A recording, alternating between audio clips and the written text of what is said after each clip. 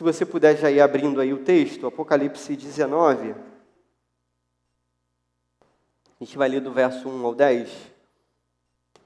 Não sei se você ouviu falar sobre isso, né, que eu vou comentar agora. Qual é a situação?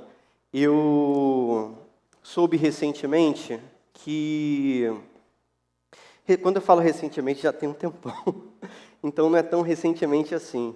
Mas eu soube que um roteirista de uma série aí famosa, eu não vou falar o nome da série, porque senão pode achar que eu estou recomendando essa série. Mas o roteirista de uma série famosa, eu acho que a série já até acabou, eu não assisti. Não assisti. Mas aí eu soube que esse roteirista, ele teve que assinar um termo em que ele, ao se comprometer com aquela série, ele tinha que escrever já o final da série, assim, ele tinha que provar que ele sabia qual era o final. E parece que o cara também, assim, estava diante de uma doença em que os produtores da série ficaram com medo dele morrer e acabar a série, de repente, ficar uma série sem final, né? Então ele se comprometeu, ele escreveu lá o último capítulo, o desfecho da série, e aquele capítulo ficou guardado até a série terminar. Parece que o final também não foi muito legal, não. E aí o pessoal ficou meio decepcionado, mas ele está vivo ainda. Não sei se você ouviu falar sobre isso. Hoje a gente vai estar diante de um texto que é o último capítulo, assim, né? Na verdade é o antepenúltimo capítulo, está no finalzinho da Bíblia, mas já é a última cena, a cena final, o desfecho da série que Deus escreveu para as nossas vidas, que Deus escreveu para a história do mundo, assim. Deus é muito mais do que um roteirista, Ele é o principal da história, na verdade. E a gente vai entender que Deus já conhece esse último capítulo e a gente pode conhecer antecipadamente para que isso sirva para conforto do nosso coração, para que isso sirva para nossa segurança. A gente pode conhecer o final da história. Então Deus vai contar para a gente, nesse texto, né, através da vida do apóstolo João, o final da história. Como é que tudo termina? A gente está aqui agora, mas como é que isso tudo termina? Termina amanhã, no final da conferência, no final do culto do Gol? Como é que a nossa história termina? A gente vai saber disso nesse momento. Quem escreve esse texto é o apóstolo João, que foi usado, né, por Deus para escrever esse livro. Se você souber do contexto, você entende um pouco melhor. Esse é um livro assim difícil realmente da gente interpretar. Eu mesmo me senti desafiado de pregar em Apocalipse e precisei estudar bastante também para poder trazer uma palavra um pouco mais precisa para os irmãos nessa noite. O apóstolo João, ele vai ser exilado no final da vida dele. Então, ele está preso numa ilha chamada Patmos, e é nessa ilha que ele recebe essa revelação. Então, Apocalipse significa isso, né? Revelação, livro da revelação. Então, Deus vai falar, através da vida de João, sobre as últimas coisas, através das palavras de João, sobre as últimas coisas. Quem reinava nesse tempo era um homem chamado Domiciano, e esse homem era chamado também de o novo Nero. Não sei se você conhece, né, mas Nero foi um homem terrível na história, um imperador romano, totalmente cruel, totalmente perverso, totalmente mau, em especial para a igreja de Jesus.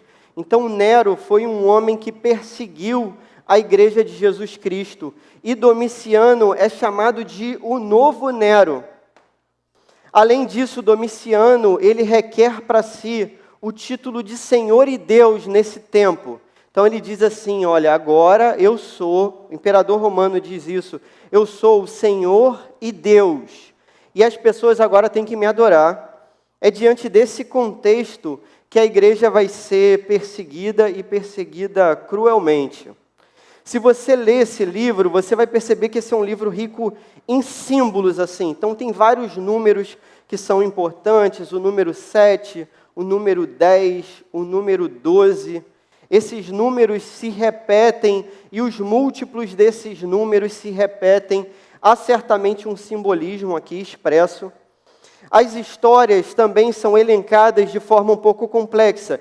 Então, assim, uma lente, uma forma da gente ler esse texto é ler diante do seguinte paralelismo. Então, a gente teria, assim, o que eu estou querendo fazer, né? Nessa introdução, eu estou querendo te mostrar que esse texto, na verdade, repete o livro todo de Apocalipse. Ele repete a mesma história 7 vezes. Essa é uma forma de interpretar esse livro. Então, o livro conta a mesma história 7 vezes.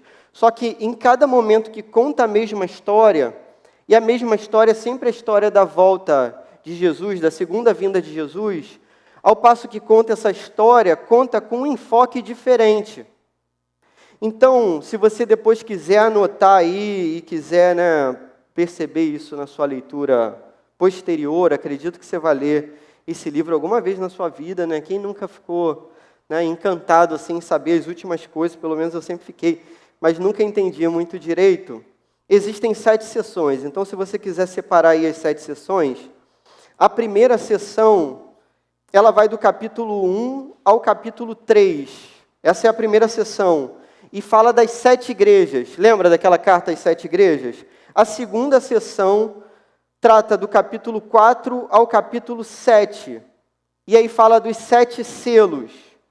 A terceira sessão fala do capítulo 8 ao capítulo 11. E são as 7 trombetas. Então você percebe que esse número 7 vai se repetindo ao longo do texto. A quarta sessão abrange os capítulos 12 ao capítulo 14, 12, 13 e 14. E a gente tem os 4 seres do mal. E aí você leria lá sobre os 4 seres do mal. Na quinta sessão, a gente tem os capítulos 15 a 16.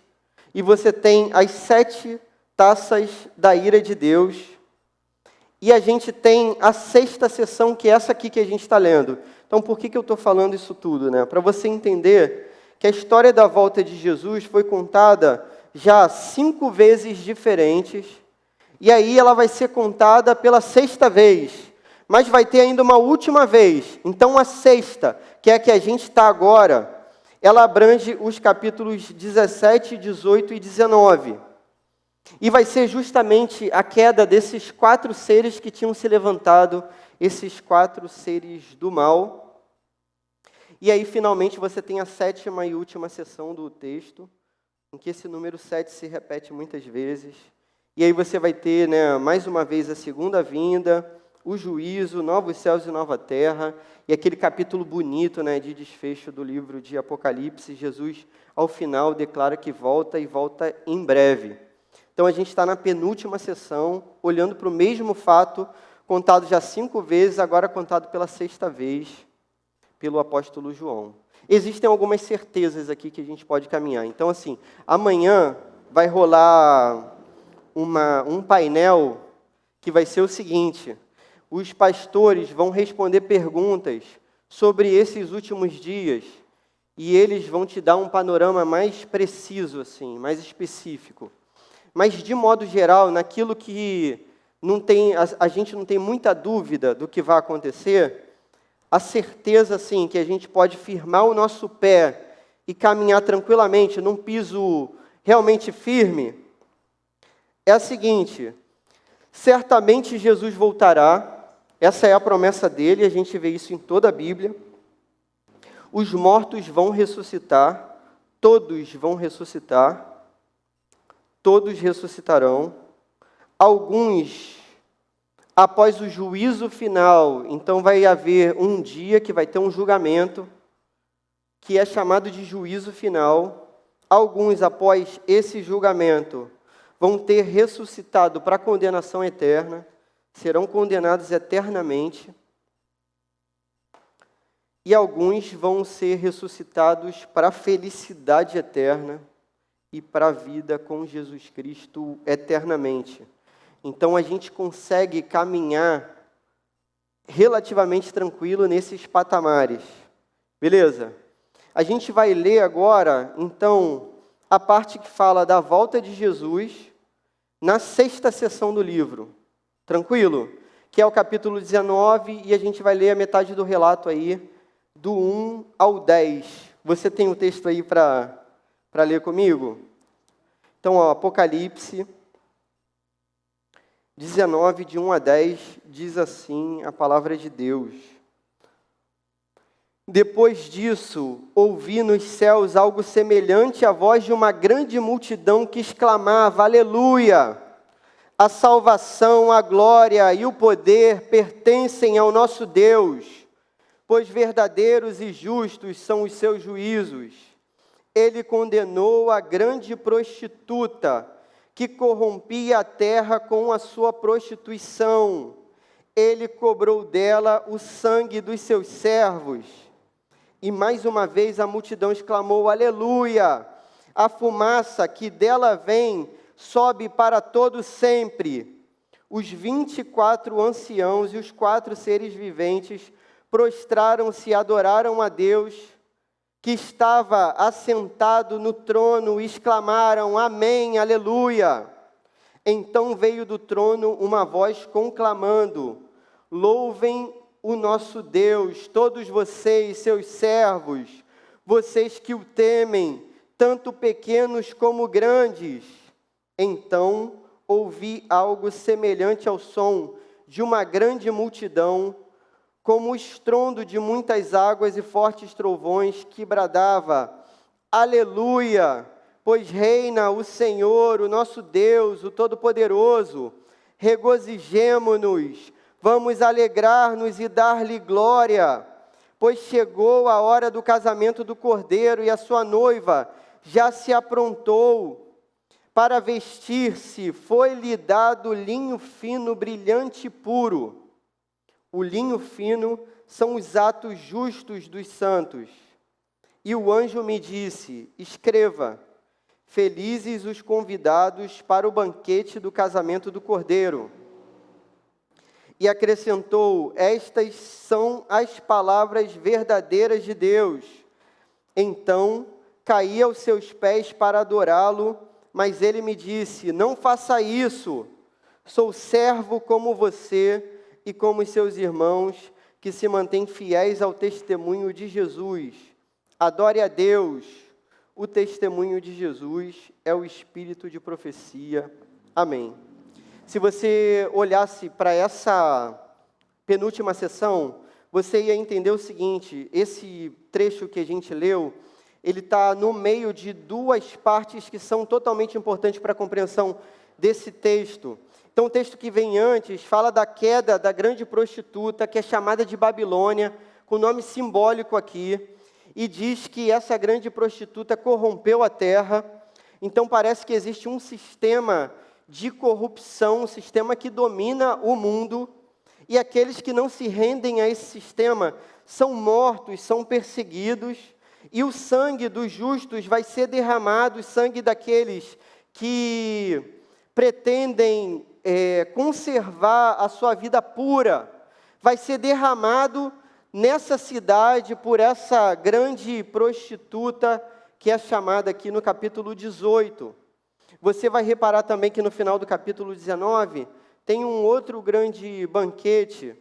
Então, a gente poderia ter chamado até essa nossa explanação aqui, essa nossa pregação, de os grandes banquetes, porque tem 2 banquetes aqui, né? Tem a parte do banquete daqueles que vão estar com Jesus, e o banquete que faz parte aqueles que não estarão com Jesus, e depois eu vou explicar isso melhor para você.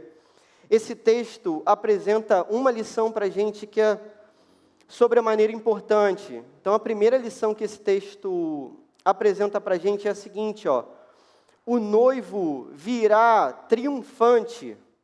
Essa é uma certeza que a gente tem.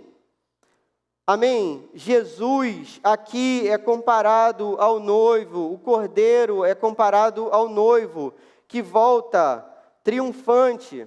Então, não sei se você sabe como era o casamento aqui nesse tempo, mas o casamento tinha algumas partes. As partes do casamento seria a seguinte: alguém tratava de que aquele casamento iria acontecer. Depois que as coisas estivessem acertadas para o casamento acontecer, o noivo e a noiva, eles ficavam separados por um tempo. Enquanto esse tempo corria, o noivo, ele tinha que juntar recursos ali para se casar com a sua noiva, porque ele tinha que pagar um prêmio para a família. Para retirar a noiva da sua família, ele tinha que pagar um dote. Vocês já ouviram falar nessa parada de dote? Então, o noivo, ele tinha que pagar um dote pela sua noiva. Então, nesse período, ele trabalhava para juntar dinheiro. Hoje em dia, a gente não paga um dote, mas a gente tem que juntar dinheiro para casar, não é? De qualquer maneira, não é isso? Então, assim, a gente quando pensa que vai ser noivo, só que a gente é um pouco mais precavido do que a galera desse tempo. Estou olhando para o Marquito ali que está noivo, né? Então, o que a gente faz? A gente já começa a se preparar, não é? Já vende algumas coisas, já pega aquele contrabaixo que está lá encostado, e a gente já começa a juntar dinheiro. Então, tinha esse tempo de separação, até que chegasse o tempo das bodas.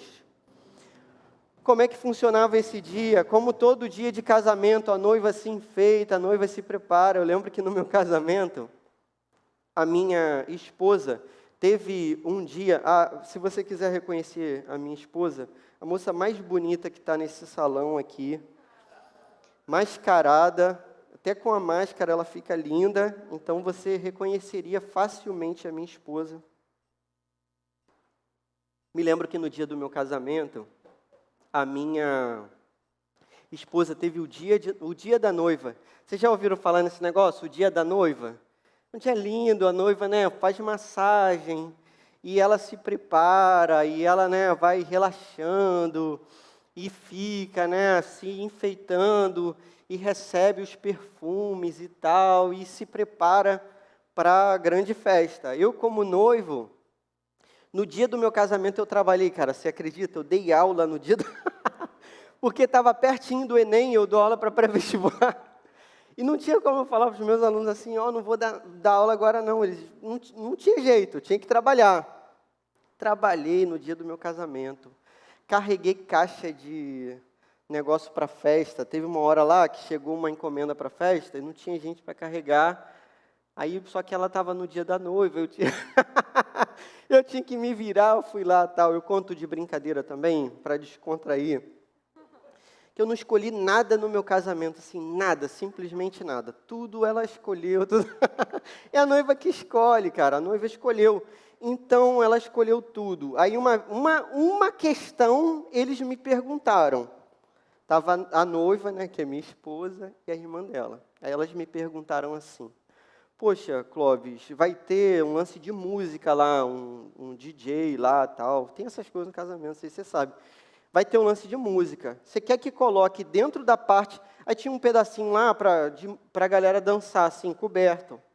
Você quer que fique dentro da parte coberta ou fique do lado de fora?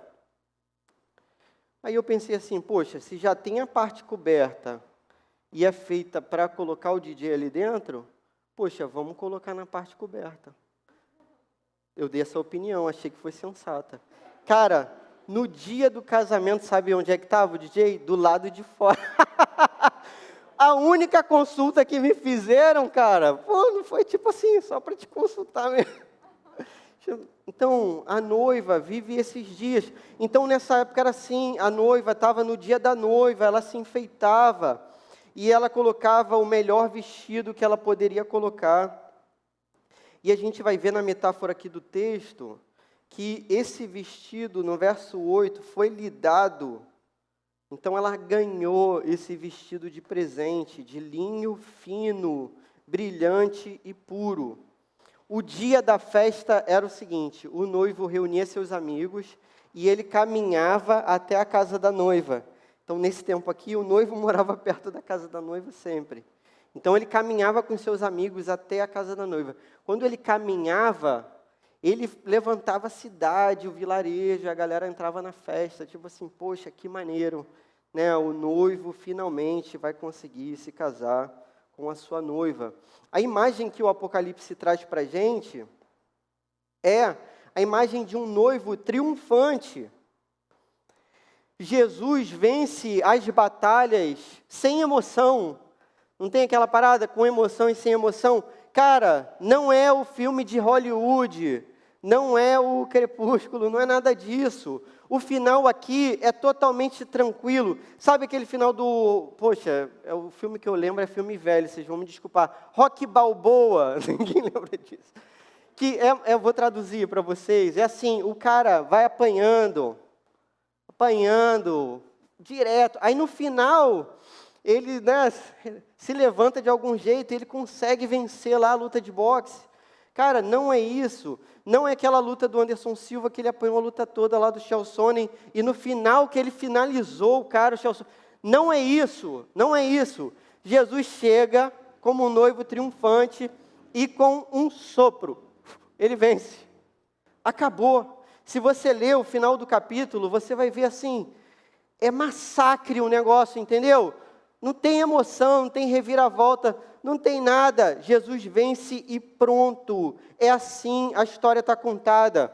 Mais do que isso, perceba, Deus, na sua grande sabedoria e no seu infinito conhecimento, Deus já viu o final do filme. Está entendendo? O final do filme, o futuro, o que a gente vai viver nesse dia, na mente de Deus, já aconteceu. Beleza? Deus já sabe o final do filme, porque Ele viu. E Ele disse que é assim, e vai ser assim, porque Ele não mente. No final, a noiva vai festejar. Então, olha só. Vai ter o julgamento, tudo bem? Pessoas serão condenadas à perdição eterna, serão condenadas eternamente. Mas a Bíblia diz, quem já viu o filme está te dizendo, quem já viu o final da história, dando o spoiler total, está te dizendo o seguinte, ó, nesse dia você vai comemorar. Hoje a gente é humano, a gente fica em crise. Entende? Quando eu penso que algumas pessoas, e pessoas as quais eu posso amar com o meu coração, pessoas que eu tenho todo apreço, e eu tenho toda amizade, e eu tenho todo carinho, a Bíblia diz que algumas pessoas, a Bíblia também não me diz quais são, então isso também tira uma grande parte da neurose da minha cabeça, beleza? Mas a Bíblia diz que algumas pessoas, ou muitas pessoas, vão ser condenadas também. Só que ela diz que nesse dia eu vou festejar, eu vou comemorar, eu vou entender aquela lógica de Deus para aquela condenação, e eu vou louvar a Deus com essa grande multidão que louva a Deus. É isso, esse será o dia do triunfo e da vitória. A segunda lição que esse texto ensina para a gente é que haverá a grande festa dos santos. Então, o final da história é uma festa. Olha que final maneiro, olha que final feliz, muito melhor do que qualquer happy end, qualquer final feliz. Cara, esse é o grande final feliz. Há, no entanto, 2 banquetes aqui, mas aquele que a gente vai participar é um banquete de festa. A gente vai participar do primeiro banquete. O Evangelho traz para a gente esse grande finale, e esse é o final da nossa vida. O final da nossa vida é um final feliz. Deus está garantindo para a gente que o final da nossa vida é um final de festa. Ele está comparando com uma festa de casamento. Você já viveu a expectativa de um casamento? Ainda que não seja o seu, de repente você é muito novinho, ou ainda não teve a oportunidade de se casar, mas você já viveu essa expectativa? Eu lembro de um casamento de 2 irmãos que estão aqui. Cara, um arrependimento que eu tive naquele casamento foi ter almoçado naquele dia. Rapaz, a festa era tão boa, e tudo tão regado de comida, e tudo tão maravilhoso. Cara, tinha Hot Philadelphia no casamento dessa galera. Tu sabe o que é isso, meu irmão? Eu sou de São Gonçalo. Eu vejo Hot Philadelphia, eu fico doido mesmo. Entende? Olha que felicidade. Agora você imagina aquela felicidade eternamente, para todo sempre. A gente sentando na mesma mesa que Jesus Cristo, a gente partindo o pão com Jesus Cristo, a gente olhando para Jesus Cristo, nosso amado, aquele a quem a gente esperou a vida inteira, o nosso Salvador, aquele que deu a vida por nós, a gente que não valia nada, não valia um centavo, eu que não valia nada, não valia um centavo. Jesus, um inocente, deu a vida no meu lugar para que eu pudesse viver eternamente com Ele. O preço que Ele pagou, o dote que Ele pagou, o preço que Ele pagou, foi um alto preço. O preço do seu sangue derramado, o preço da cruz do Calvário. Esse vai ser um dia de sentimento assim, que não pode ser descrito. O apóstolo Paulo, ele não vai conseguir descrever esse sentimento. Para você que já viveu o dia do seu casamento, cara, qual foi a coisa mais bonita que você já viu na sua vida? Eu vi, poxa, a minha esposa vestida de noiva, eu vi meus filhos saindo de dentro da barriga da minha esposa. O que você já ouviu na sua vida que foi assim, mais bonito? O seu filho dizer que te ama, né? Seu marido, sua esposa dizerem que te amam. Qual foi o sentimento mais maravilhoso que penetrou no seu coração? Não há nada nesse mundo, não há nada nessa existência comparável a esse grande dia. O apóstolo Paulo vai dizer, nem olhos viram, nem ouvidos ouviram, nem jamais penetrou em coração humano aquilo que Deus tem preparado para aqueles que o amam. Esse vai ser o dia de alegria indizível. Aleluia. Terceira e última lição que esse texto apresenta para a gente é que nesse dia a noiva vai estar preparada. Quem viu o final do filme está contando isso para a gente. Nesse dia a noiva estará preparada. Se você lesse o verso 8 e 9, você ia reparar o seguinte, só o verso 8 mesmo, para vestir-se foi-lhe dado linho puro, linho fino, brilhante e puro. Então, perceba que a noiva se veste com um vestido que ela recebeu. Você entende? A noiva não comprou o vestido. A noiva ganhou o vestido. Tudo bem? Por outro lado, o final do verso explica o início. Isso gera um nó na nossa cabeça, que é o seguinte, olha só. O linho fino, que é o que ela recebeu, são os atos de justiça dos santos. Entende? No início, a voz que está aqui é passiva. Então, ela recebe, é como se ela não fizesse nada. A noiva não fez nada para receber, mas recebe. Só que, por outro lado, no final, ela age, porque o linho fino são os atos dos santos. Então como assim? Está dando para entender o problema desse versículo 8? É o seguinte, a santidade, os enfeites, o adorno da noiva, esses enfeites da noiva, ela recebeu ou ela fez alguma coisa para ter esses enfeites? Esse texto não decide a questão simplesmente, porque essa é uma questão que a gente não tem que decidir. Então a questão aqui, sobremodo importante, é a seguinte, olha só, cara. A gente recebe tudo de Deus, a gente recebe tudo da graça de Deus, mas isso não significa que depois da salvação que a gente recebe, que a gente não precisa fazer nada, a salvação é da graça de Deus, e vem pela fé, e a fé é dom de Deus, para que a gente não se glorie, para que a gente não ache que a gente tem alguma importância na questão da salvação, naquilo que diz respeito ao enfeite, a gente tem que agir também. Só que a Bíblia está garantindo para a gente que a gente vai estar pronto naquele dia. Então é o seguinte, não é para eu simplesmente pensar assim, poxa, então não vou fazer nada. Nunca a Bíblia ensinou isso para ninguém, nunca. Por exemplo, Deus fala para Josué, vai lá, entra na terra que eu te dou a você e aos seus irmãos. E aí o que Deus fala para ele? Seja forte e corajoso. Pô, Josué podia falar assim, pera, por que eu tenho que ser forte e corajoso? Você que vai me dar, não é isso? Ó, Josué, vai lá, entra lá, eu vou te dar essa terra, mas você tem que ser forte e corajoso. Pô, que isso? Para Josué, não há crise, não tem problema. Ele vai ser forte e corajoso, e ele vai lutar como um leão na batalha.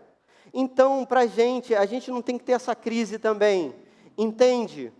A gente vai estar pronto, mas a gente vai estar pronto porque a gente quer estar pronto, porque a gente foi tocado para querer estar pronto, porque a gente quer fazer, a gente quer agir para a glória de Deus, a gente quer ser santo. A questão aqui é a questão da santidade. Você vai estar pronto, eu estou te garantindo, por quê? Porque Deus garante. Mas isso não te deixa o malefício da inércia, porque a inércia é péssima para você e para mim. Então Deus está dando para a gente a chance da gente agir. Então olha só, a gente luta uma batalha que Deus avisou para a gente que a gente vai vencer. Poxa, isso não é maravilhoso? Mas a gente luta. A gente está com a espada na mão. E a gente está com o capacete da fé, couraça da justiça. Beleza? A gente está preparado para esse negócio, para essa batalha. A gente está preparado. A gente não baixa a guarda. Essa aqui é a parada. Amém? Por outro lado, como é que a gente pode entender os atos de justiça? Os atos de justiça, eles servem de contraste para o capítulo 18. Então, é assim, a Babilônia, metaforicamente, a grande meretriz, todo o resto que não é igreja, é a prostituta, a grande prostituição. E a idolatria faz parte dessa prostituição, se não é a única prostituição de todas, a idolatria. Ao contrário da idolatria está a igreja, no caminho contrário, no sentido oposto. Então, como é que eu posso entender os atos de justiça?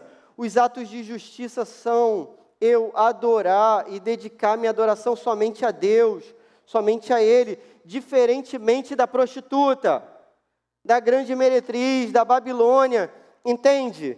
Que adorava a ídolos falsos, ao dinheiro, ao sexo, ao poder, à fama, ao que fosse. A gente adora somente a Deus. E vai ser nesse sentido que eu vou tentar aplicar.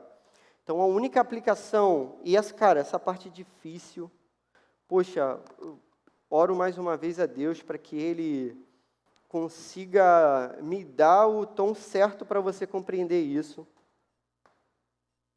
de modo que não seja ofensivo para você, mas que ao mesmo tempo eu seja fiel à palavra de Deus. Amém? A única aplicação, devemos estar preparados para esse grande banquete. Ao mesmo tempo que a Bíblia diz que a gente estará preparado, a Bíblia diz que a gente deve estar preparado. É isso que a Bíblia diz para a gente. Então a gente caminha sempre nessas duas visões. No futuro eu estarei. É como se fosse assim, você vai estar pronto para fazer uma prova. Mas você tem que estudar agora, beleza? Então a gente vai estar preparado para aquele dia. Só que naquele dia não vai ter um banquete. Haverá 2 banquetes. O primeiro é a celebração do casamento, no qual nós vamos comer com o noivo Jesus Cristo. O segundo banquete, que é o final do capítulo 19, que você pode ler na sua casa aí depois, é a festa das aves, que comerão a carne dos que rejeitaram a Deus. Esses não comerão o banquete, esses não cearão. A imagem aqui do livro de Apocalipse é que esses vão ser a comida do banquete, do outro banquete, fora da festa. Beleza? Fora do jardim, fora da cidade de Deus. Fora da cidade de Deus vai haver um banquete das aves que comerão a carne daqueles que não se entregaram e não confiaram em Jesus Cristo. Se há alguém aqui ou participando virtualmente que, por não reconhecer a Jesus Cristo como Senhor da sua vida, se há alguém aqui que não está preparado para esse dia, sem Jesus, a gente precisa entender o seguinte: sem Jesus, nesse dia, a gente vai estar nu, desarmado, impotente, enfraquecido, apequenado e sujo diante de um Deus santo e limpo, a quem a gente teria rejeitado durante a nossa vida. Aqueles que não tiverem Jesus Cristo nesse dia serão chamados de inimigos de Deus e serão inimigos do maior gigante de todos, aquele que é maior do que todo o universo. E ele nos garante 7 vezes nesse livro, dividido em 7 partes, que ele vai fazer justiça. Ou, segunda possibilidade, antes que chegue esse dia, você deve correr para os braços daquele que nos reveste com a sua justiça, aquele que pagou o alto preço pelas nossas vidas, aquele que pagou um dote por nós, aquele que nos deu seus atos de justiça para que nos enfeitasse no último dia, aquele que tomou nosso lugar na cruz e deu sua vida para que nós pudéssemos estar confiantes no último dia. Entenda, se você confia em Jesus, não há motivo para ter medo no último dia, e nem agora. O apóstolo João diz que o verdadeiro amor lança fora todo medo, porque o medo supõe castigo. Nós não seremos castigados se estivermos com Jesus Cristo, em Jesus Cristo. Nós seremos recebidos como heróis. Cara, olha o que é a comparação que a Bíblia faz. Alguém como eu, que mentiu muitas vezes, alguém como eu, extremamente pecador, alguém como eu, totalmente falho, alguém como eu que fez tudo errado, vai ser recebido como um herói no último dia. Assim é a santidade. Vencemos hoje uma guerra que será vencida em breve, porque já foi vencida na cruz do Calvário. Por isso mesmo a gente tem que se enfeitar com esses atos de justiça. Essa é a vontade de Deus para a nossa vida. É estranho que, não sei se você reparou isso na leitura, mas no verso 10, o apóstolo João, o maior líder da igreja aqui, era o apóstolo vivo na época, possivelmente o último apóstolo que morreu. O apóstolo João, ele cai de joelhos para adorar um anjo. E ele comete um ato de idolatria aqui. Mas ele é impedido pelo próprio anjo. Esse texto está falando primordialmente disso, está falando de idolatria. Como é que a gente pode viver uma vida santa diante de Deus? A vida santa que a gente pode viver diante de Deus é uma vida sem prostituição. Essa prostituição espiritual que o profeta Oséias tentou declarar, Jeremias, Isaías, os Salmos. A prostituição da idolatria.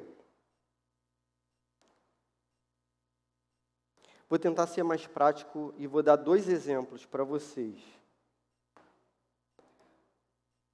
Quando a gente trata, por exemplo, da nossa sexualidade como algo que nos pertence, independente da pureza que procede da palavra de Deus, e a gente age em atos de prostituição, e a prostituição de acordo com o que a palavra de Deus diz. Então, toda prática sexual fora do casamento é prostituição. toda exploração sexual do outro, até mesmo pela pornografia, é prostituição. Todo abuso sexual, até mesmo dentro do casamento, há maridos que abusam de suas esposas, é prostituição. Toda prática sexual entre pessoas do mesmo sexo, rejeitando o que diz a palavra de Deus, cara, no fundo, no final das contas, é idolatria. É isso que a Bíblia diz, idolatria. É rejeitar Deus como Senhor, é viver distante, na falsa redoma das nossas próprias regras, é ter outro Deus ou outros deuses, é querer ser o Senhor da nossa própria vida. O que a Bíblia diz que é pecado, é pecado. Eu compreendo, sinceramente, todo tipo de angústia e inclinação para o mal, meu coração totalmente inclinado para o mal, contra as quais eu luto também todos os dias. Até o bem que eu faço, tantas vezes se torna ídolo para o meu coração. E eu luto contra essas vozes que diferem da palavra de Deus, todos os dias, para que a palavra de Deus seja a palavra final na minha própria vida. Como flecha lançada que teima em errar o alvo e precisa ser ajustada na sua trajetória a cada momento, assim é o meu coração.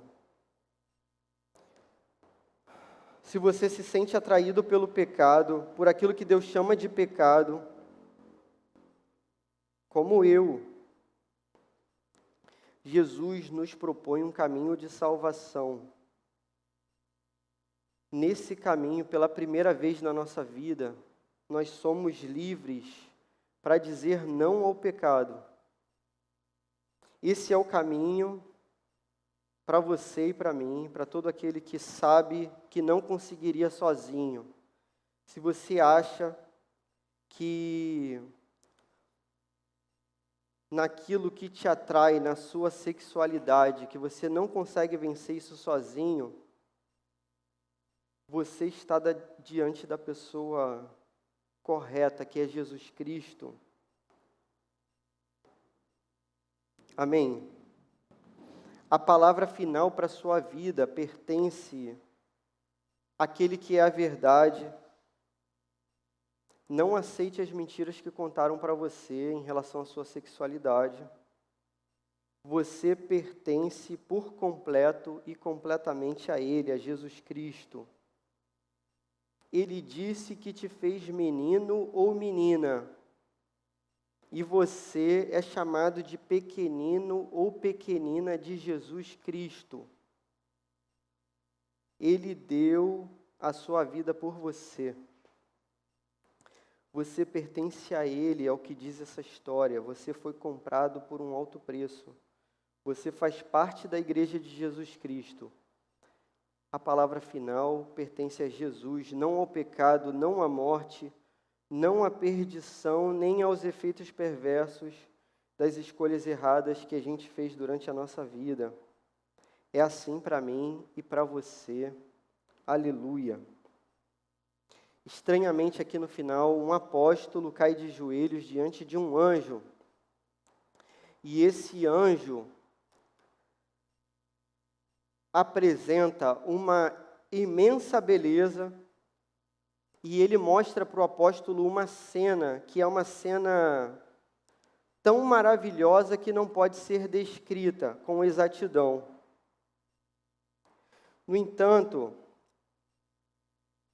o anjo, que é alguém de extrema beleza e bom, se prostra todos os dias diante daquele que é muito maior do que ele.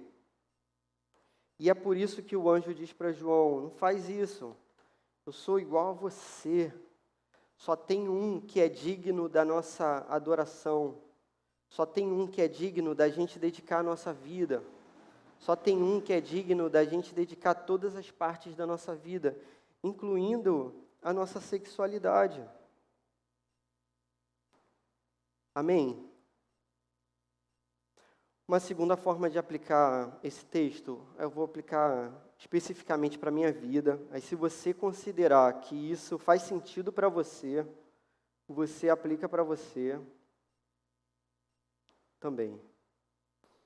Eu pertenço a essa igreja local aqui, né, que é a Igreja Oceânica, que é uma grande bênção mesmo para essa região. E eu caminho do lado de pessoas que são honradas, muito mais do que eu. E eu posso servir a igreja num ministério muito maneiro, que é o UP, Ministério de Adolescentes. E que talvez fosse o sonho, assim, de qualquer líder servir num ministério tão abençoador e amável,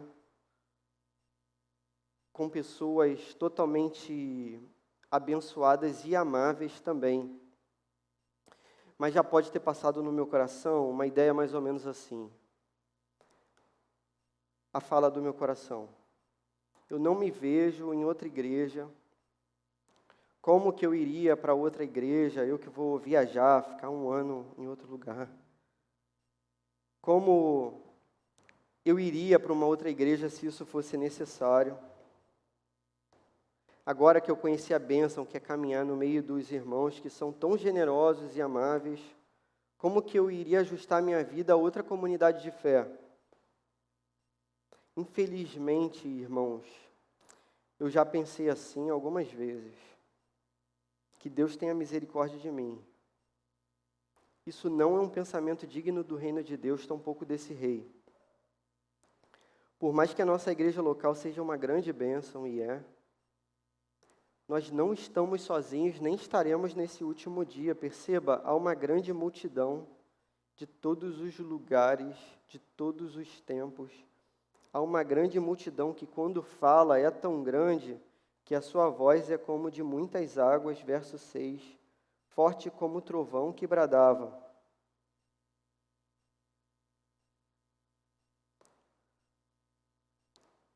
A afirmação correta para o meu coração tem que ser a seguinte: eu não me vejo longe da presença de Deus, seja no lugar que for. Agora que eu conheci a bênção que é caminhar com Jesus Cristo, como que eu andaria longe de Jesus Cristo por outros caminhos? E se for da vontade de Deus que um dia eu deixe essa comunidade de fé, ainda que por um tempo, eu tenho que continuar a fazer a obra para a qual eu fui chamado, que é a obra que honra o único nome que pode e deve ser honrado. Irmãos, eu percebi isso na minha vida. A gente participa de um ministério muito legal e muito abençoador, muito maneiro, por sinal. Eu sou muito abençoado aqui. Mas eu precisei avaliar o meu próprio coração e vi que em alguns momentos eu me excedi. Nada, por mais excelente que seja, nenhum anjo do céu merece o nosso coração e a nossa confiança que cabem somente a Deus. Em comparação com Deus digno de toda adoração, há somente dois grupos. Aquele do único Deus, triuno, digno de toda honra e glória, e aquele daquilo que não é o único Deus, triuno, digno de toda honra e glória. A gente tem que tentar direcionar sempre o nosso coração, essa flecha, para o alvo, para o lugar certo, que é a adoração, aquele que é digno de toda adoração.